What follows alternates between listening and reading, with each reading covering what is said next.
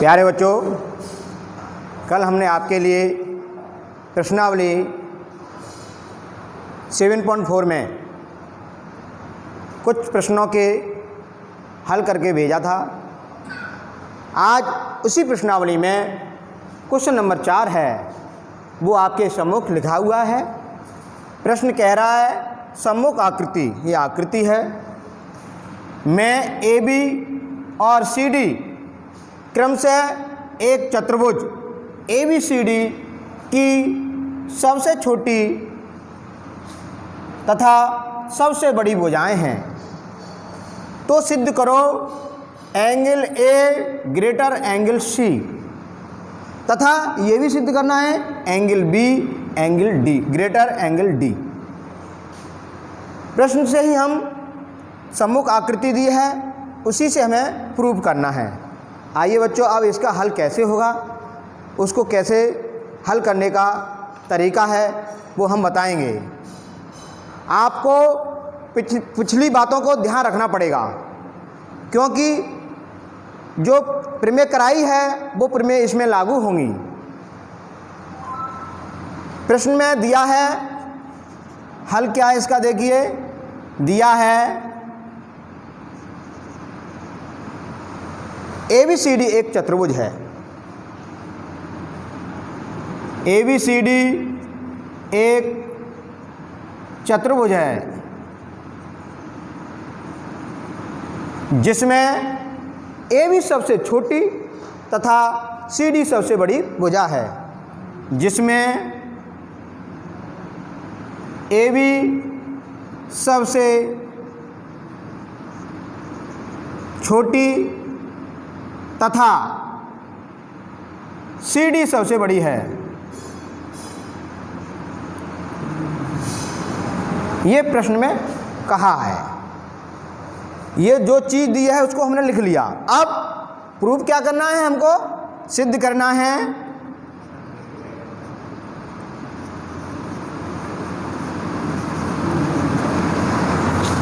Angle A greater angle C, एक ये proof करना है। दूसरा क्या है, angle B greater angle D. देखिए बेटे, इस फिगर में क्योंकि हम ग्रेटर भुजाओं को दर्शाने के लिए त्रिभुज की ज़रूरत पड़ती है, इसलिए हम इसमें चतुर्भुज में से एक त्रिभुज बनाते हैं, इनके विकर्णों को मिलाकर, सम्मुख कोणों को मिलाकर एक फिगर बना दिया हमने। एक बार इस त्रिभुज को लोगे बी सी डी, एक बार फिर इस त्रिभुज को बी ए डी, ये हमें लेके चलना है। रचना की हमने, बी डी को मिलाया है।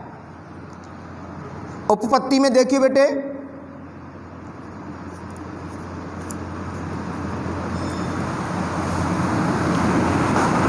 चतुर्भुज बी डी रचना की है। रचना में हमने किया बी डी खींचा है, उसमें रचना की कोई लिखने की जरूरत नहीं है, सीधे लिखो त्रिभुज बी सी डी में हम त्रिभुज कौन सा लेके चल रहे हैं, बी सी डी में सी डी सबसे बड़ी भुजा है। प्रश्न में पहले से ही बोल दिया है सी डी सबसे बड़ी है,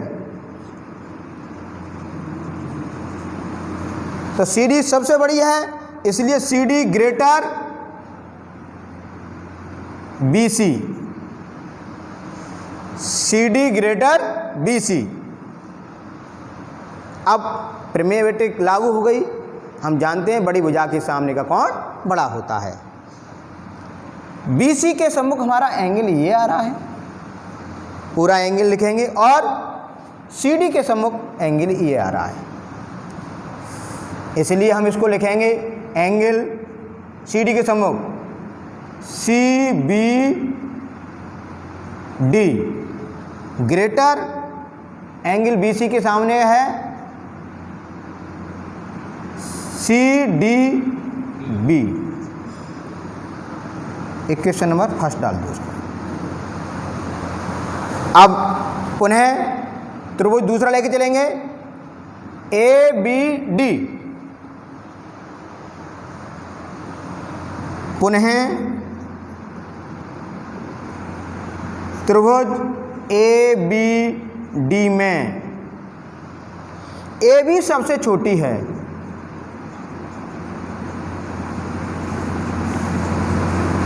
ए बी भुजा सबसे छोटी है, इसलिए हम कह देंगे A D greater A B, A D greater A B. अब बेटे वही कंडीशन फिर आ गई इसमें, बड़ी भुजा के सामने का कोण बड़ा होता है, इसमें भी प्रमेय लग जाएगी। ए डी के सम्मुख कोण कौन सा आ रहा है? बी। नाम डाल देंगे angle A B D greater angle A D B. Equation number 2। हमें दो इक्वेशन प्राप्त हो गई। अब क्या करेंगे बेटे, देखो दोनों इक्वेशनों को जोड़ दे रहे हैं। आइए देखिए, समीकरण 1 व 2 को जोड़ने पर जोड़ेंगे बेटे। देखिए समीकरण 1 है हमारा angle C B D, angle C B D plus दूसरी एलएचएस में देखिए angle A B D greater. अब उस साइड में समीकरण 1 से आरएचएस कितना है? Angle C D B plus angle A D B. ये दोनों इक्वेशनों को जोड़कर हमने लिख दिया है। अब देखो बेटे,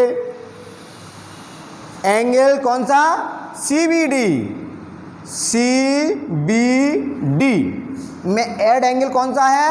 ए बी डी। ये दोनों एंगल ऐड हैं। यदि इन दोनों को जोड़ देंगे तो एक नया एंगल बन जाएगा हमारा ए बी सी। इन दोनों एंगलों का जोड़कर एक नया एंगल बना, वो बन गया ए बी सी। इसलिए हम लिख देंगे ए बी सी ग्रेटर। अब देखिए बेटे उसमें भी एंगल सी डी बी में ऐड करना है एंगल ए डी बी, ये वाला। इन दोनों एंगलों को अगर हम जोड़ देंगे तो एक नया एंगल का नाम हो जाएगा जोड़ने के बाद ए डी सी। इसलिए हम इसको लिख सकते हैं ए डी सी। हमें सिद्ध करना है एंगल बी बड़ा है एंगल डी। अब बेटे एंगल की बात आती है, जब हम 3 शीर्ष से मिलकर बनाते हैं एंगल को, जो मध्य में आता है उसको एंगल को हम एंगल माना जाता है, वही उसी बिंदु पर एंगल बनता है। इसमें मध्य बिंदु पे बीच में आ रहा है बी, इसलिए हमारा जो एंगल बनेगा बी पर ग्रेटर है। इसी तरह इसमें बीच में आ रहा है डी, तो इसमें एंगल बनेगा डी पर। यही हमको सिद्ध करना है, angle B greater angle D. आपको समझ में आया होगा, हमने ये वाला पार्ट को प्रूव कर दिया। अब रह गया हमारा first part, angle A greater angle C. बिल्कुल सॉल्यूशन यही रहेगा। अंतर क्या करना पड़ेगा? अब एक नई रचना करनी पड़ेगी। अब तक हमने बी ग्रेटर डी लिया, तो इसलिए बी को डी से मिलाया। हमें सिद्ध करना है angle A greater angle C, तो अब ए को सी से मिला दो। इसमें क्या करेंगे बेटे, हम इसमें ए ग्रेटर सी से दिखाना है, इसलिए ए को सी से मिलाया। अब हमें इससे वाले त्रिभुज से कोई मतलब नहीं है, ठीक है। अब देखिए, देखो बेटे हमने इसको पार्ट को प्रूव कर दिया। अब दूसरा पार्ट है, उसको भी प्रूव करना है। हमें दिखाना है angle A greater angle C, इसलिए ए को सी से मिला दिया। लिखे चलेंगे, त्रिभुज कौन सा? ए से ए को सी दिखाना है, इसलिए त्रिभुज लेंगे हम कौन सा? एक बार त्रिभुज ए बी सी। त्रिभुज ए बी सी में ए बी सबसे छोटी है, सबसे छोटी है। जब ए भी सबसे छोटी है तो बाकी जो दो भुजाएं वो सबसे बड़ी होंगी, इसलिए हम कह सकते हैं B C greater A B. आप प्रमेय लागू कर दीजिए। हम जानते हैं बड़ी भुजा के सामने का कोण बड़ा होता है, तो इसलिए BC के सामने भुजा है, एंगल बन रहा है एंगल A, इसलिए नामकरण करेंगे BAC ग्रेटर एंगल AB के सम्मुख है एंगल C, तो नामकरण हो जाएगा उसका एंगल ACB। इसे हम इक्वेशन नंबर फर्स्ट।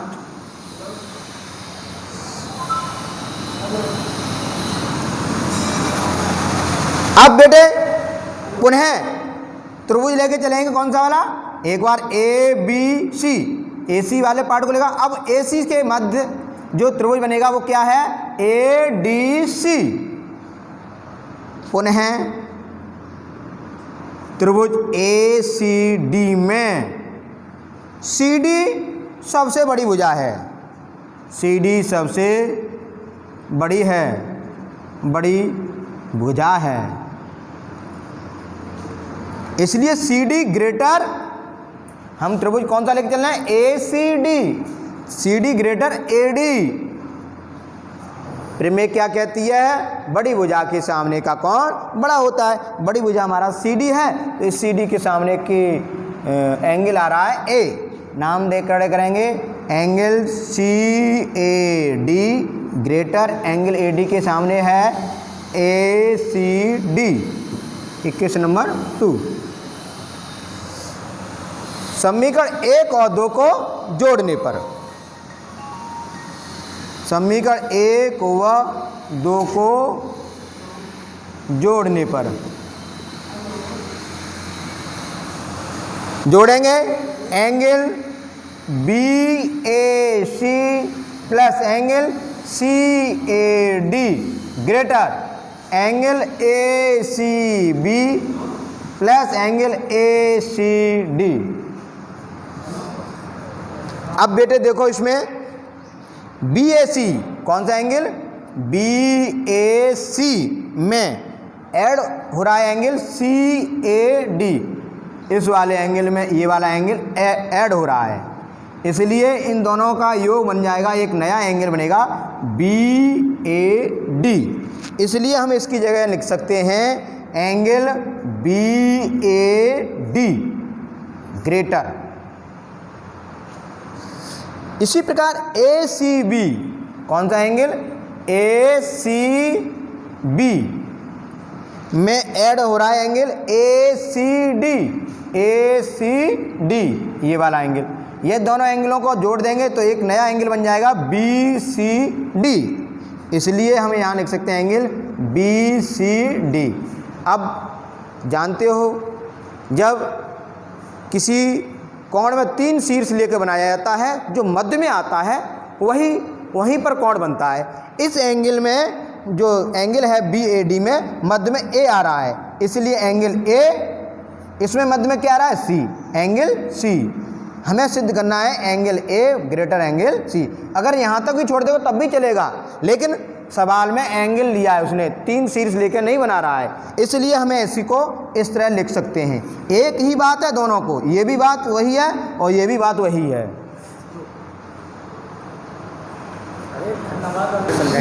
देखिए बेटे अगला क्वेश्चन है 5वां।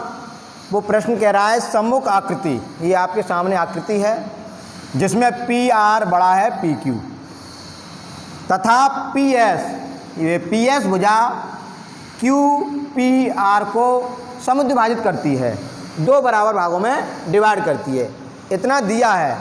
तब हमें सिद्ध क्या करना है, एंगल PSR, कौन सा, PSR बड़ा है एंगल PSQ।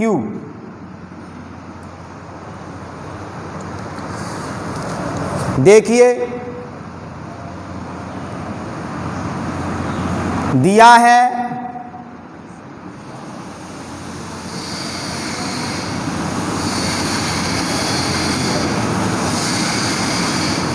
PR बड़ा है PQ से तथा P S angle Q P R को समद्विभाजित करती है।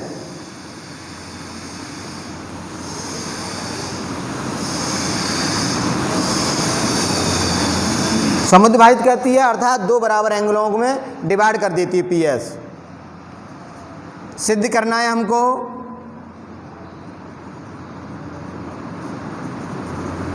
एंगल पी एस आर बड़ा है एंगल पी एस क्यू से, ये हमें सिद्ध करके लाना है। देखो बेटे, इसमें क्या करेंगे, उपपत्ति में लेके चलेंगे। क्या दिया है, पी आर बड़ा है पी क्यू से, पी आर बड़ा है पी क्यू से। तो हम जानते हैं प्रमेय से बड़ी भुजा के सामने का कोण बड़ा होता है। तो पी आर ये है, इसके सामने का ये भुजा नहीं मान लीजिए, पी आर के सामने की भुजा है क्यू, एंगल क्यू बड़ा है। ऐसे ही पी क्यू के सम्मुख ये वाली भुजा नहीं मत मानो, इसके सम्मुख एंगल आर, इसका नाम कर दें 1। और क्या दिया है, एंगल क्यू पी आर को पी एस समद्विभाजित करती है। चूंकि P S angle Q P R को समद्विभाजित करती है,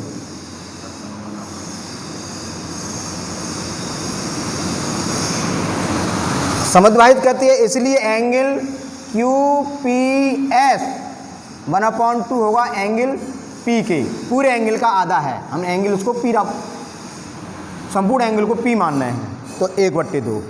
इसी प्रकार एंगल एस पी आर होगा 1/2 एंगल पी के। अब क्या करेंगे, ये दोनों आपस में बराबर हैं, इसलिए हमने कर दिया। देखो बेटे, पी क्यू एस में ये वाला बहिष्कोण बन रहा है।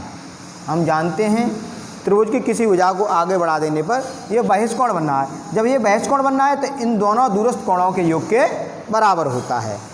अब यदि हम ये वाला त्रिभुज लेकर चलेंगे पी आर एस में, तो ये भी बहिष्कोण बन रहा है। तो हम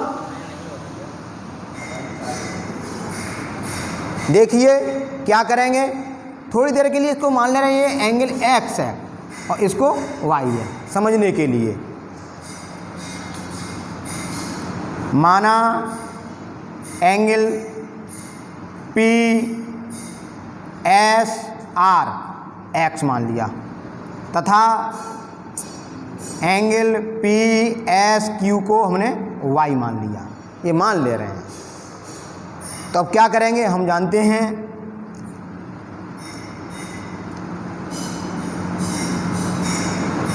त्रिभुज पी क्यू एस में एक्स बहिष्कोण है। जब बहिष्कोण है तो इसलिए दूरस्थ दोनों कोणों का योग के बराबर होता है, तो इसलिए एक्स बराबर होगा angle P Q S plus angle Q P S. Angle P Q S को हम क्या लिख सकते हैं, क्यू, एक्स बराबर इसे हम एंगल क्यू, और पी क्यू एस का मान हमें दिया ही है, एंगल क्यू पी एस का मान कितना, 1/2 एंगल पी, इसलिए हम इसको एंगल 1/2 पी लगा देंगे। यहाँ से हम क्यू का मान निकालेंगे तो इसको इधर पक्षांतर कर दे रहे हैं, -1/2 एंगल पी बराबर एंगल क्यू। ये समीकरण नंबर 2 बन गया। अब क्या करेंगे, पुनः त्रिभुज लेंगे हम पी एस आर में, बाई हमारा जो क्या है वो बहिष्कोण बनना है, इसलिए ये बहिष्कोण भी दूरस्थ दोनों कोणों के योग के बराबर होगा। देखिए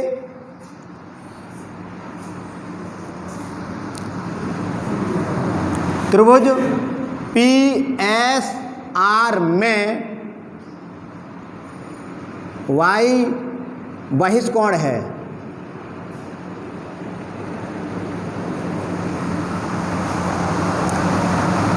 इसलिए जब बहिष्कोण है तो हम जानते हैं वही कंडीशन, बहिष्कोण दूरस्थ दोनों कोणों के योग के बराबर होता है। अब ये बहिष्कोण बन रहा है तो दूरस्थ दोनों कोण ये हुए, इसलिए angle S P are, angle P R S, P R S. देखिए बेटे एस पी आर इसमें मान दिया ही है हमको, एंगल एस पी आर का मान कितना है 1/2 एंगल पी, तो इसलिए हम इसको 1/2 पी, और P R S, P R S मध्य बिंदु में आ रहा है इसलिए हम एंगल आर लिख सकते हैं। इसको इधर पक्षांतर कर दे रहे हैं, y माइनस 1/2 एंगल पी बराबर एंगल आर। हमारा जो कंडीशन है समीकरण 1 से प्राप्त हुई है, क्योंकि प्रश्न में दिया था पी आर ग्रेटर है पी क्यू। जब पी आर ग्रेटर है तो उनके सम्मुख कोण भी बड़े होंगे, इसलिए समीकरण 1 से हम लेके चलेंगे angle Q greater angle are.